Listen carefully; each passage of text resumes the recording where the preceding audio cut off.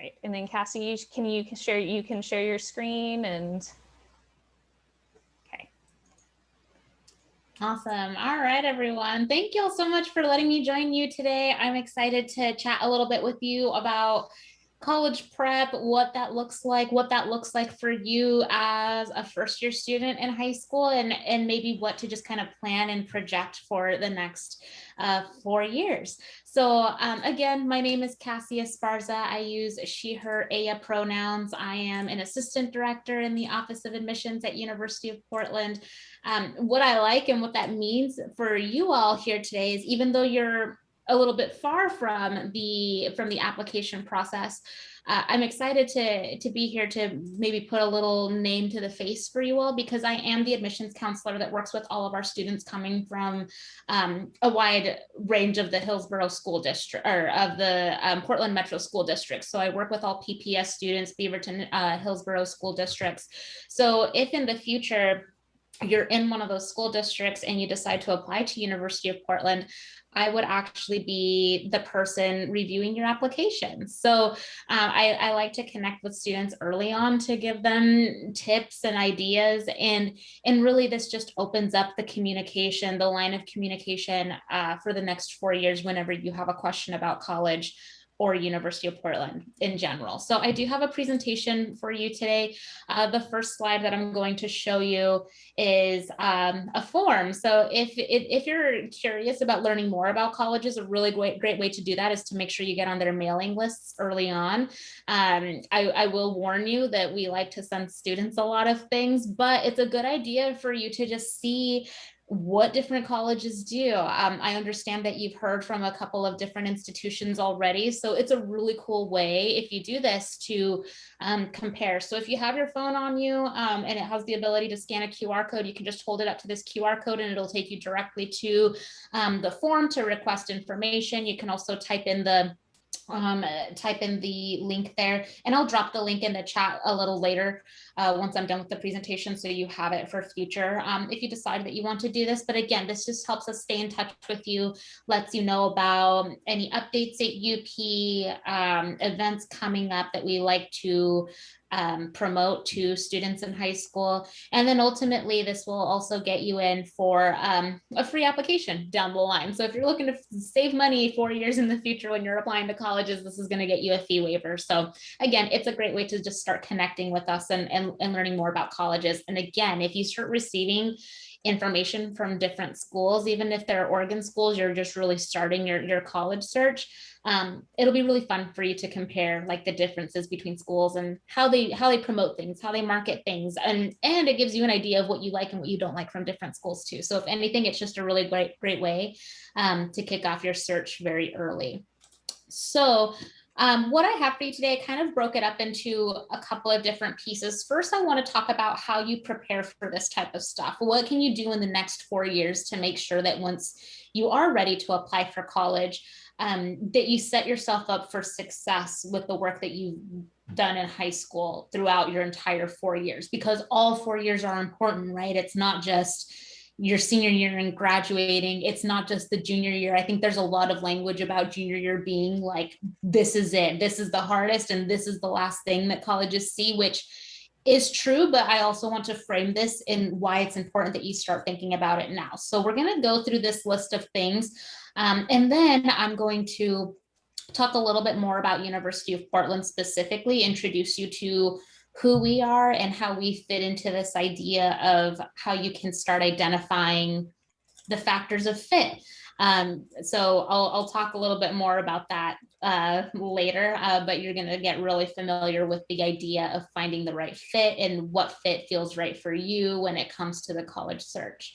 And at any time, I'm going to do my best to get through this and then leave some time at the end for questions. But what I really like about doing things virtually is that if you have a question pop up, drop it in the chat. Don't wait until the end. I don't want you to forget it. Drop it in the chat. I'll keep my eye on the chat. And if it's something we can come back to at the end, I'll do that. If it's something that's very on topic, I will do my best to keep an eye on that and address it as I'm presenting as well. So don't be shy. I love that the chat is so active already. So impressed and so jealous that that folks are tuning in from Hawaii and that you're still learning well in Hawaii. So thank you for doing that, living vicariously through that one, although we have really sunny weather right now in Portland too. And it was almost a little too hot for me, but let's get started. And again, don't be shy about using that chat function. And I'm happy to answer any questions. So the first thing that I want to talk to you about are your grades. And I like to address this first because I think this is really top of mind for students when it comes to like what our college is looking for. I think a really common idea of college is like, well, you need to have good grades to go to college, or you need to do well in order to go to college. But I think students get really stuck on, well, I haven't done well, or I'm concerned about my GPA and I may not be able to get into a school. And so I'm so glad that I'm chatting with you early on so you can maybe frame what this looks like for you, you know, beyond your first year in high school and what that's going to look like.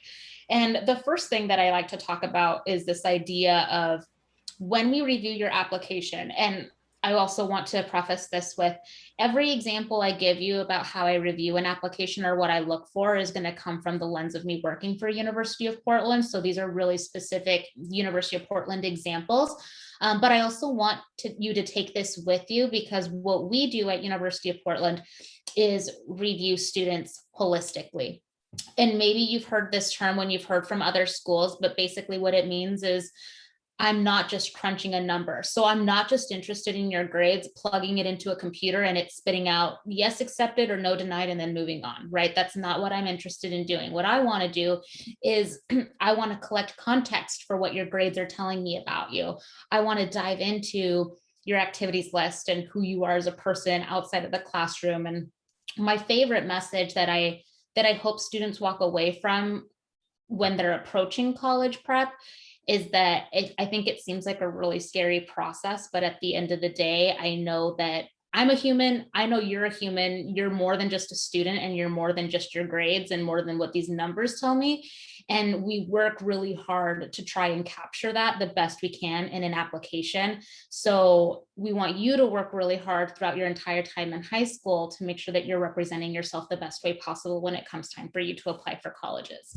And the first thing that people often think about is grades. So when I go to review a student's transcript, I don't just look for your cumulative and plug it in and move on, right? What I'm trying to see is, are there any patterns for this student? Do they have specific strengths in different subjects? Do they maybe have subjects where they maybe struggled a little bit throughout high school?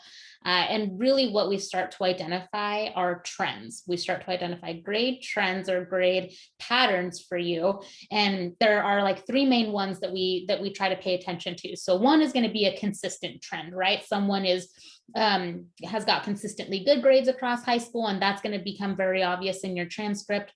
Someone may have a downward trend, or a trend where maybe you started off your first year in high school doing really well, and then come sophomore year, maybe you decrease in your grades a little bit. Maybe junior year you do that, and so we're going to pay attention to that. That might raise a flag for us of concern of just what was going on, and where else are we going to look in their application to understand what's been happening with the students' grades. Like, why are they getting lower every year or between the years, right?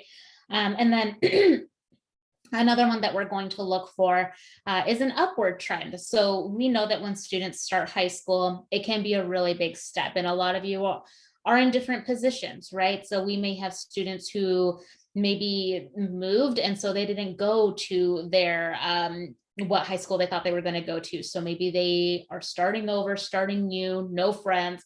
High school is tough. That can impact the way a student performs in the classroom. And so maybe what happens is, maybe first year looks a little bit rough, but then maybe sophomore year, we see that you improve in your grades. And then junior year, we see that you improve even more. And then senior year, we see that you're taking a really, really great schedule for your senior year. And we're really impressed by that. So we're also going to look at what's called an upward grade trend, right? We see improvement every year. And I said that there were three, but I lied. There's another one. Another one might be inconsistencies, right? So we might see someone who's a little all over the board. We've got really high grades first year, really low sophomore year, kind of mid-range junior year, and then we're not sure what's going to happen senior year. So we're going to pay attention to their class schedule.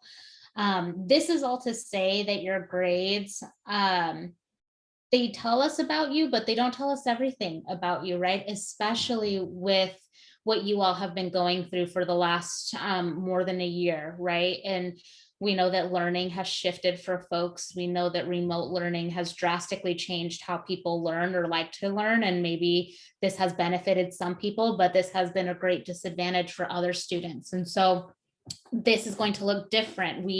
This year we had to address the fact that people had pass versus fail, right? And so we were only going off of a couple years of having actual grades, and then a year of PRF grades. And then going into next year, it's interesting because schools are doing something everyone's doing something a little bit different, where they are giving grades, or maybe they're going to do something else. And so it's my job as an admissions counselor to understand what your school is doing and to understand what that's looking like, and to be familiar with those different things. And again, to approach your application in a holistic way, to where I'm looking for answers to why things look the way they do in your grades. So it's my job to look for those things. It's your job to do your best, put in your best effort to express those things through your application. So over the next couple of years, I don't want you to focus or get worried about, oh, I didn't do great first year, that's it for me.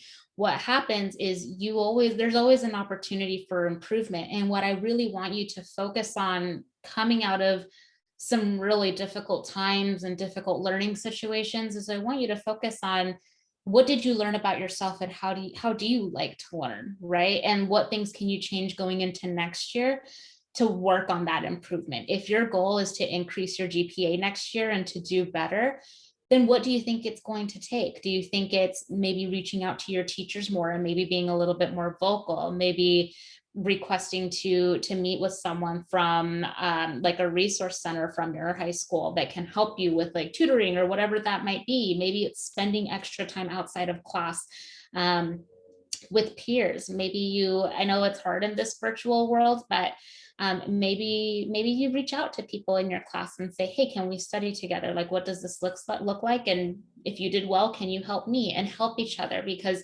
these are the things that are then going to reflect in your grades, right? And we will see that. So I just want to put that out there in terms of what your grades say about you, because they do tell us a lot, but they don't tell us everything. So again, we're going to dive into what you can do throughout your application to address some of these things. I think I got a couple of questions. And yeah, so like I said, we're definitely taking into consideration pandemic and online learning. Timelines, depending on school, timelines may be a little different. But what's nice, and I'll talk about this, when you get to your application, and this is really interesting because I'm not sure how long this is going to last. So it's really interesting for me to talk to you as first year students in high school, because this year for folks last year and going into next year, so seniors in high school who are applying to colleges next year, there is a section on the application called a community impact statement. And this is meant for students to share anything COVID related, right? So we know that COVID and the pandemic has really taken over our lives in a really unique way. But there are so many other elements of your application that I'm going to talk about that we didn't want COVID to totally take over the application, right? Because if we let that happen, every essay I would have read this year would have been about COVID, right? Every single thing would have been about COVID. And that's totally fair, but also it's not fair to you as a student to feel like, I want to write an essay about something I'm genuinely passionate about. I don't want to be talking about COVID. And so this section, this is what it allows students to do, right? It allows you to still be genuine with essays and different things that I'll touch on in a moment. But then this separate section is there for you to say, dump anything COVID in here. So that's, I hate remote learning. I can't do it. I had a really hard time. That's why my grades are so rough, or I had a really hard time adjusting, right? That's where you tell us about those things so we can take the pandemic into account. And yes, so by the time you apply, that's interesting because I don't know if the community impact statement is going to exist on the application 3 years from now. But if not, there's still going to be other sections for you to address that. And it might be a permanent thing because we're not out of the pandemic yet. We're still very much living it as we're connecting virtually today. So thank you for that question. I really love that. Next question was just about how much grade, like what grades do you need to get into in university? And this is going to be different for every institution. So one of my least favorite things about the college prep process is when you ask certain questions, often the best answer I can give you is it depends, because it's different for every school. So like University of Portland, I can tell you that our average GPA is about a 3.65. And that's good for you to know now as first years, because maybe you can set a goal around that, right? Like, oh, that gives me an idea of like maybe what I want my end cumulative GPA to be at the end of high school, or I want to work to be almost to that, or whatever it is. But again, that is specific to each institution. And so when we start talking about language and how schools present things, that's an average, right? That's not a minimum to get in. So that means that students who have lower than a 3.65 get in, and students who have higher than a 3.65 get in. And that is also a unweighted GPA. So when schools provide weighted GPAs on their transcripts, we take a look at those things too. This is a really good question. I'm going to save this question for in-person or stay-at-home classes till after. Thank you for asking that question, and I'm going to not forget. Is there a way to find out which colleges review applications holistically? So colleges' websites are a really good a really good way to kind of gauge this. Anytime, and again, like your best resource is going to be an admissions counselor from that institution, because like I opened up with, I don't just plug numbers, I want to get to know who you are. Any school who reads a student's application holistically is going to have a very similar message to that. That is why we collect essays. That is why we collect letters of recommendation. That is why we don't put like minimums of like this GPA gets you in, this GPA doesn't, right? And so any school that has like ranges or asks you for these additional pieces, that is why. It's because there's an element of holistic review there. But when you're curious about that, ask an admissions counselor, ask at your next, if you get to hear from another person after me, ask that question. I think someone would be really impressed to be like, oh, the student is asking if we review applications holistically. Yeah, let me tell you about that, right? And so it's good to ask those questions. The next thing that I want to talk about is your activities list. Your activities list is basically you telling the school what extracurricular activities you've been involved in high school. And so first year, virtual remote learning, how do you get involved with extracurricular activities, right? This concept is like very tough and very interesting. And what I want to say about the activities list is, first, it feels like a daunting piece for students, because when you get to that section, sometimes some students feel like, I don't have anything to put, or I can't fill in all these lines. That means I'm not a good candidate. And what I always share with students, that in my experience and through my perspective, I really believe in quality versus quantity, quality over quantity when it comes to an activities list. So I'm not looking for a student who can fill in all those lines with different extracurricular activities. What I'm looking for is to find out, where do you spend your time outside of the classroom? This can give me an idea of what you're passionate about. And maybe it can give me an idea to some other things that I see going on in your applications. So applications now have gotten really great at collecting this type of information, to where we're encouraging students to think a bit more creatively about this. Because I think activities and extracurriculars, students automatically associate that with school related things. So sports or clubs or volunteering and student government and things like that. Whereas it can be you having a job. It can be you having familial responsibilities, right? Maybe you're the oldest sibling in your family and you spend a lot of time helping your younger siblings. I read so much about that during this year with the pandemic because I had students who had to help their younger siblings learn remotely, right? So they were spending a lot of time doing that. I work with a lot of students who are caretakers. They live in multi-generational households and they are caretakers for a family member or someone who lives with them. So they spend a lot of time doing that.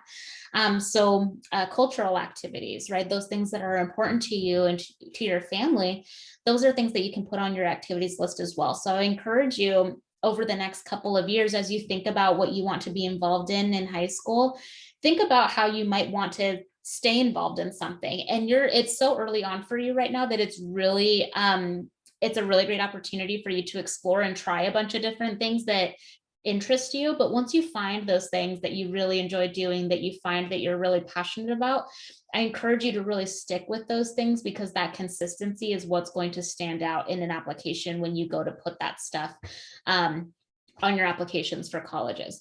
So the activities list can be something that feels a little scary right now, but it doesn't have to be something that is scary, because there's going to be a lot of things for you to talk about, especially I go back to like students having a job piece, right? Like if you tell us that you're working 30 hours a week, it makes sense that you don't have a long activities list, because you're working 30 hours a week. You're also a student doing homework. Where is the time to be involved in like other things, right? So just know that we approach this in a way too, where we want to see those things because we want to understand, and we can take that into context and understand what that means for students.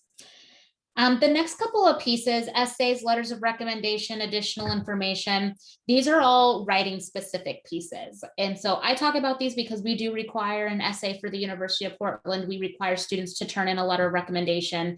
The additional information piece is important for you to know about now, because life happens, right? We don't know what's going to happen tomorrow. We don't know what's going to happen next year. And I mentioned, I mentioned when we look at grades, sometimes we see someone who's a little inconsistent, right? Like we're not understanding why first 2 years in high school, really high grades, junior year was really low, not characteristic of the student, like what is happening. And so I encourage you to start thinking about how you can be as vocal as possible to advocate for yourself and to stand up for yourself, because this is going to come in handy come your application time. Because this additional information piece, a lot of students use this to tell us things like, the way that this is presented to you is there anything else you would like to share that might explain anything else that's been provided on your application? So like, do you feel like your grades accurately represent you? Yes or no? If no, then give us an explanation for that. And so when I run into this section, a lot of times it's for those students who have some inconsistencies in their grades, and I'll come into all of a sudden like, oh, I experienced a death in the family my sophomore year. I missed a lot of school. I had a really hard time going through that. That is why my grades were bad sophomore year, but I'm working really hard on getting those up again. I worked really hard junior year, and I'm still working really hard senior year. So that's just an example of what you can use for the additional information. And that's really helpful for us, because if I have that information, then I can advocate for you, right? Then other things kind of like, yeah, maybe the student isn't around our average GPA, maybe they're a little lower than that 3.65, but look at everything that they went through and look at how hard they're working on increasing their grades again. So that's where the holistic review process really works in favor for a student, because it allows us to be your cheerleaders too. And your letters of recommendation are people who are cheering you on as well, right? So over the next couple of years in high school, I want you to think about the relationships that you develop with your teachers or people who support you in high school, because these are going to be the people who you go back to your senior year and say, hey, I'm applying to these schools. I'd love if you could write a letter and say nice things about me. You have to do the work in order for them to want to say nice things about you, right? So the other message is be nice to your teachers, like participate in class, do these things, but develop those relationships.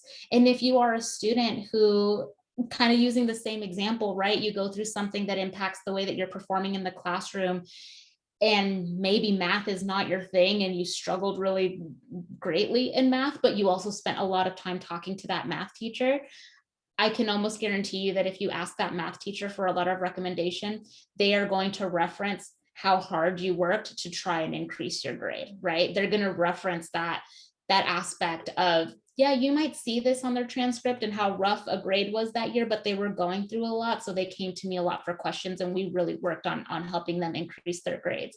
If someone can, if I see consistencies in your application of like stories or things that are going on, then I know from you, from teachers, from your essays even, then I know that you're someone who's looked for support, and I know that you have support and you've worked really hard on putting these pieces together for a strong application. So getting used to that, it's hard. It takes practice. I'm a first generation college student, and I was petrified of asking for help because I thought that meant failure. I thought that meant I couldn't do it by myself. But now I know that it just makes you a stronger person for being able to reach out for help when you need it, right? And so do this the next couple of years, because that's what's going to really set you up for success. And when you practice that, you're going to have no problem in college when you run into that first test and you're like, well, that was really hard and I didn't do very well, but I know exactly who to go to for help, right? So I want you to start like working on these muscles, so to say, right now, because it's just totally going to help you in the end. And that's what we look for in these writing sections. That's why these writing sections are so important. So especially for your essay, I want you to start thinking about this really big question of like who you are and what you're passionate about and what you want people to know about you.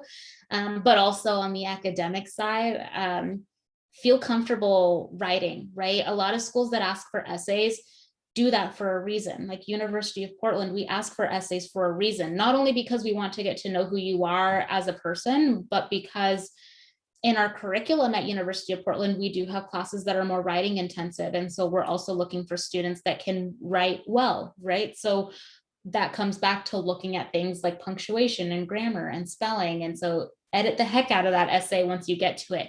Practice on your writing, even starting now, right? On the essays that you work on for school or the papers that you work on for school. So I kind of talked about these 3 writing pieces all together, but I just wanted to touch on how you can start to think about those, even though, again, it's super early on, why it's important to think about them now and how you can take those things with you over the next couple of years. With financing your college education, I know I got some questions about how much do things cost? What does that look like? Again, that's where we come into the answer of it depends, right? Because that's where you get into the conversation of in-state or out-of-state institutions, private institutions. I can speak from the private aspect of what happens with the private school is the first thought or the first impression is that private means expensive, which means I can't afford it. So I'm going to break that down a little bit.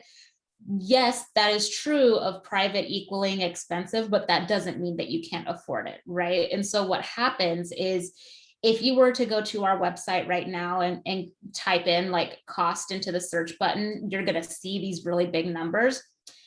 Do not get scared when you see a really big number from a school when it's telling you how much it costs, because when we show you that number, that's not including scholarships, that's not including any financial aid opportunities. Often private schools have more pieces of funding to give students that it actually ends up being about the same as an in-state school or about the same as an out-of-state school with different funding. And so what I want you to think about when you're thinking about your college choices is don't limit yourself right off the bat based on cost, because you never know. You're not going to know until you go through the process, right? We're not going to know until you apply, you get accepted, and we start processing things for financial aid. Also, for you all, my biggest tip to you all right now is start getting familiar with how to search for scholarships. Even though it's early and you're not going to use them yet, it's such a good idea to get familiar with how to do this. And thankfully, Oregon has some really great tools for in-state students, for Oregon residents, that are like databases for you all on where to find scholarships and how to apply. Like there's the OSAC scholarship, which is a general application, and you fill that out your senior year of high school, and it puts you in the pool for hundreds of different scholarships, all that are specific to Oregon State students. So there are ways that to finance your college education, to this sense of like work smarter, not harder, right? You just need to look for these resources. And of course, it's things too, like what you're doing now can maybe benefit you by if you are working and you're able to save a little bit. And I want you to think in context of like, maybe it helps me save to maybe there's a school out of state that I really want to get to know and visit. Maybe I start saving now for that trip. Like maybe that school doesn't have financial aid to offer students to visit that school, but if I want to make that trip, I'm gonna save for that plane ticket. And that's something that I want to do my senior year of college, or something like that. Just these aspects of saving to finance college, but also what your college search process may be like. And along the way, I mentioned that if you fill out that form, we send you a free application your senior year. Never be shy to ask for fee waivers for these applications, because every school is going to address this differently, but always ask if there's a fee waiver, because college applications can get really expensive, especially if you're applying to multiple schools. They can get really expensive. So ask, do you have a fee waiver? How do I get a fee waiver? Get into the habit of that once you hit your senior year, and people will be able to tell you. So again, like with the cost, it's going to be different for different schools. Specifically, like some advice that I have on pursuing out-of-state education, and typically when you go to an out-of-state institution, you're going to see that difference in cost, right? One thing, it's a very specific example, but you might want to look into something called the Western Undergraduate Exchange, or the WUE program. This is a program it's a collective of different schools from different states in the country, but essentially you get to go to that school for what the in-state price would be. So Western Undergraduate Exchange, if you're looking for an out-of-state institution, is a good way to just start thinking about, how can I make an out-of-state college work cost-wise? Because I know that there's that difference. And then again, if you look at private institutions, like the thing that I always tell all of our out-of-state folks is, well, there's no difference for in-state or out-of-state because we cost the same for everybody. But that's where you start thinking about the pieces of, okay, I'm going to follow through with all the financial aid things so we can get the ball rolling, and then I'll make a decision once everything is set in stone. And then you start getting into the conversation of cost of tuition, but cost of room and board and living in the dorms, right? Do you have flexibility on that? And what does that mean? And how can you, even for future beyond your first year in college, how can you plan to maybe manipulate the numbers a little bit in a sense of saving money? And even saving money anywhere you can is going to be really important in college. So this even boils down to, do I buy my books or do I rent my books? Do I buy used or do I buy new, right? So you're going to get really good at finding those ways to save money anywhere that you can, because that's going to be really, really important. And I do not have experience with international institutions, but that's going to be in the same realm of like asking, right? What does it look like? How do they cover different international fees or visas, or because there are different things that come with the territory on that. So you all have had really great questions up until now. I know that there was some questions specifically about University of Portland. So we're going to move on to talking a little bit more specifically about UP, and then we will wrap up with any questions. But again, if I move on and you're like, oh, I forgot I had this question about what she mentioned with grades or letters or anything like that, again, don't be shy to drop those things in the chat. So with University of Portland, when I do a very like this big introduction to who we are, there are 5 different things that I talk about. So here, what you can see is the 5 factors of fit are what we've identified as size, location, academic programs, campus life, and cost.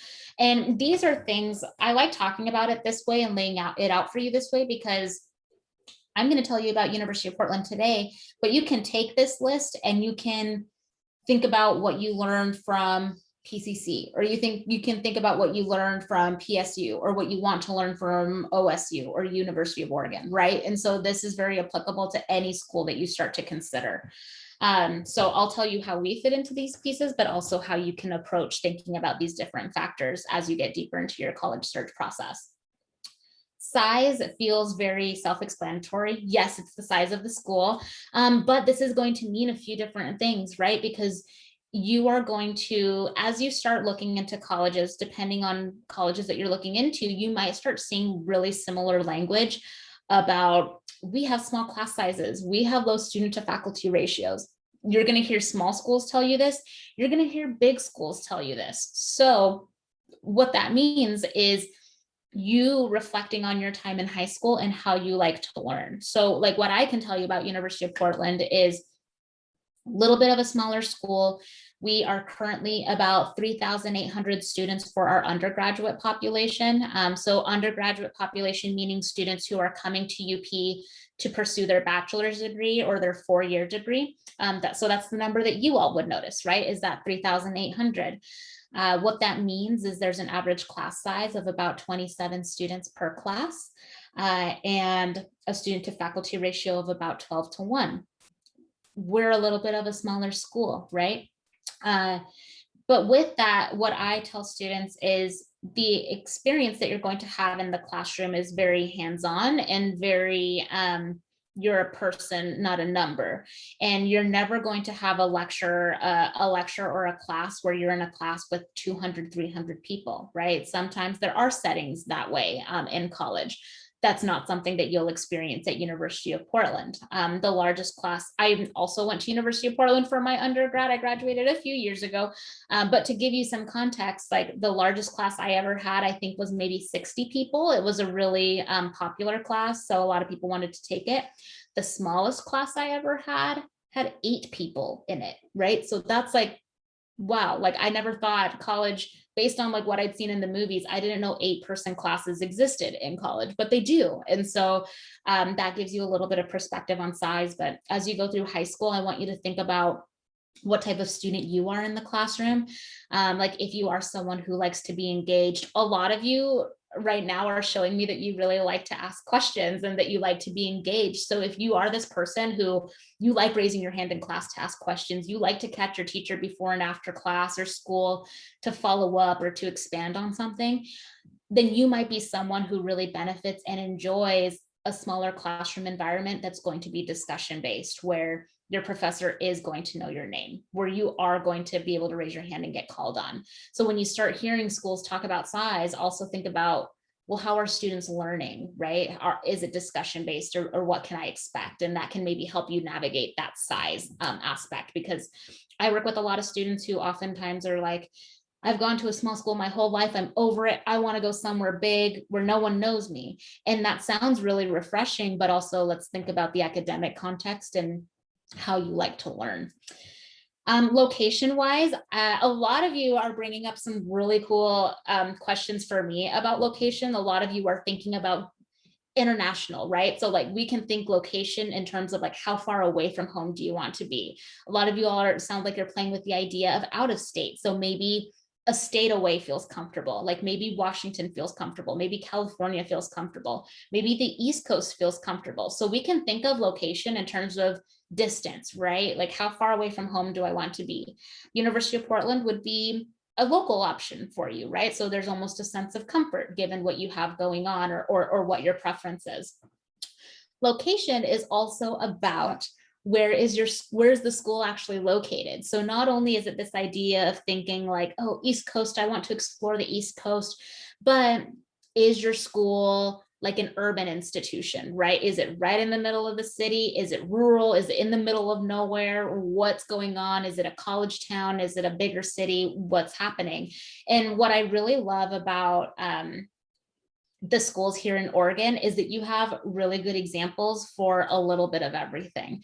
And right now I'm going to use UP and Portland State as an example. So a lot of you may know University of Portland and where we're located, but for those of you who may not be so familiar, we're located in North Portland. It's about 15 minutes north of the downtown area, in the St. John's neighborhood or the University Park neighborhood. We're on about 150 acres of land. And so plenty of space for the students that we have, but we're a little bit more removed from the city. We're not totally suburban, but we've got this kind of like, in my opinion, best of both worlds of being kind of close to the city, but not in the middle of the city. It's quiet on campus, but you have access to Portland, which is very cool. Then you have an example like Portland State University, which is in the middle of the city, right? Like you're walking around downtown, all of a sudden you see an academic building and it's like, oh, I guess I'm on a college campus. And some people really like that vibe. A lot of people really are looking for that. And so know that this is a personal preference for you. And it's up to you. You can play with ideas. You can play with what you like and what you don't like. And even if you don't have the ability to travel and like visit different schools in different states, if you have the ability to visit different schools in Oregon, even the Oregon schools are going to give you a really good example and a good feel for what an urban campus is, what a more like suburban or like not so urban school is going to be, and even some rural schools with some of the bigger state institutions. So I want you to think about that. And also location can mean things like convenience. I talk about this a lot because we have a lot of out-of-state students, but I also want you to think about if you're going out of state, how long does it take you to get from the airport to your institution, right? How long does it take you to get from the airport to your school? Is it an hour? Is it a 2-hour bus ride and then a train ride and then you have to get a Lyft or an Uber? Like, what does that look like with location? So a lot of logistics to think about that you can maybe start playing with as you develop your list of schools. Academic programs, this sounds a little silly, but it's important for you to know and understand what programs schools offer. So we got a question earlier about if we offered criminology. We do offer a criminology major. And that's the thing, right? So not every school is going to offer a criminology major. We get a lot of questions about our architecture program. We don't have an architecture program, right? So you might start to fall in love with schools based on what you see or what you've heard or what you know about a school. But at the end of the day, let's also think about what you're interested in pursuing. And you want to just like look and make sure that that school offers what you're interested in majoring in. And it's really early on for you right now. So you don't have to know, you don't even have to know what you want to major in by your senior year, but it's important for you to know how schools will handle that as well. So to give you some context for University of Portland, we offer a school of nursing, a school of business, a school of education, and a school of engineering, and then a college of arts and sciences, which is like the criminology major, our biology folks, our environmental science, our English, our psychology folks. So quite a few programs to choose from. Campus life is going to be essentially asking the question, like, what do students do for fun on campus? Or what elements of the institution really impact what a student, what student life will be like.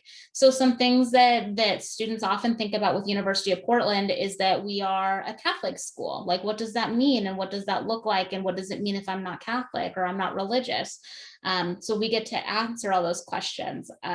We're also a school that doesn't have Greek life. We don't have fraternities or sororities. And so people ask, like, how do I build community if you don't have a Greek system? And what does that mean? Athletics can be important. Like, a lot of people are interested in sports and wanting them to have a big culture around that. And so we get to talk about being a smaller school, but a Division I school. And we're a very big soccer school. So those are kind of how we approach those things. And again, essentially like who our student body is. So for us, kind of a big thing is that most of our students are from out of state, right? Most of our students are not from Oregon. So if you're a local student that goes to University of Portland, you're actually like in that pool of people where, oh, I'm from Oregon, but you're probably going to meet a lot of people from California or Washington or Hawaii, which is kind of cool. Speaking of our folks who are tuning in from Hawaii. So thinking about these things as you approach your college search will be important, but it's just an idea. And I put cost at the end, not because it's not important. If anything, it's one of the most important things, but college is an investment. It's an investment of your money. It's an investment of your time. So you want to make sure that these other things like size, location, academics, and campus life work for you, and it's worth that investment for you. And also cost, because again, we don't know, at the end of the day, we're not going to know what that picture looks like until you apply and until you go through the steps. So and that's when we get to talk about scholarships and how to really fund your college education. So I just made a little list for you that maybe you can take with you.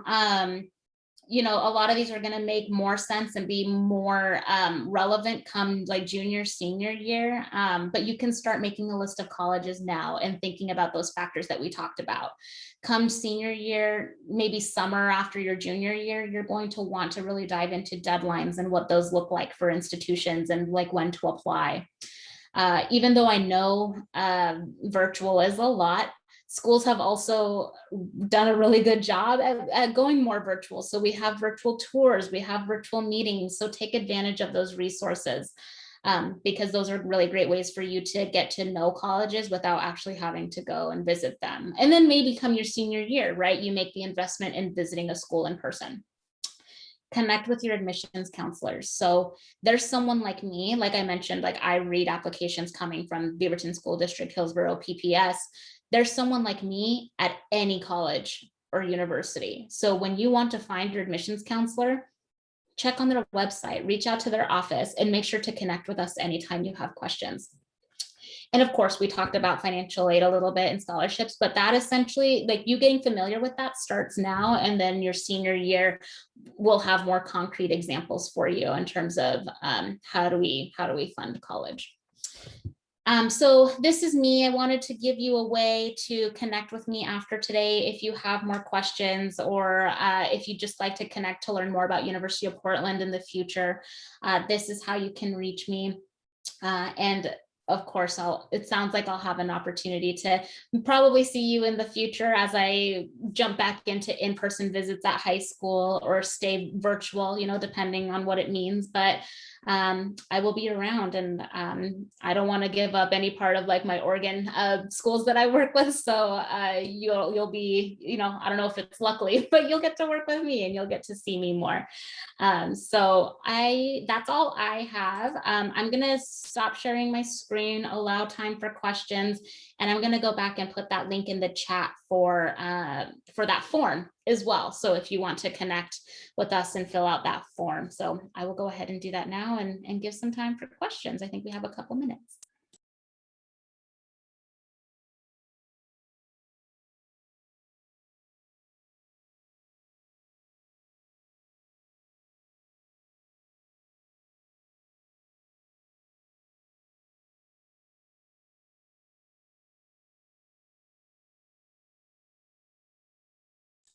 So I just dropped that link in the chat if you'll want to see it again. Another one that I'm going to leave here for you, speaking of virtual experiences, we have a whole website on our for University of Portland where we've put videos and we've put up events that we have coming up over the summer, webinar series that you can join to learn more about University of Portland. So I'll drop that in there for you too, in case you want to join any of that over the summer to learn more about UP as well.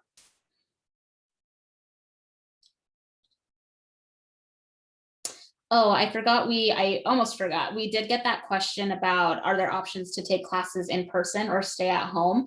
That's going to be dependent on institutions, and that may change now with COVID, right? We, for example, University of Portland, we were pretty much remote learning and virtual for the entire year, with the exception of a few different classes. But the plan is to be fully, or at least 80% classes in person next year.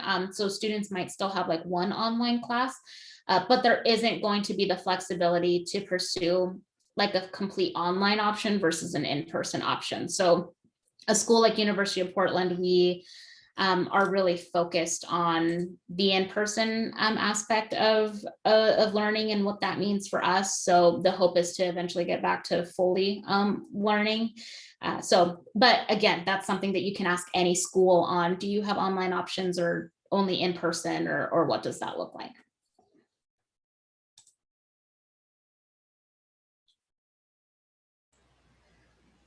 Right, and we actually only have about 2 more minutes left. So if anybody does have any last questions for Casey, I know she would love to have them. Otherwise, I hope that you guys have a really good day. And Cassie, we really appreciate you being here. So thank you for sharing with us too. Yeah, thank you all so much. Thank you for the wonderful questions. And I hope this was a little helpful to just start thinking about these ideas for the next couple of years. All right. Nice job, guys. Okay, next advisory is Tuesday next week. So we will see you Tuesday next week. Thank you. Bye.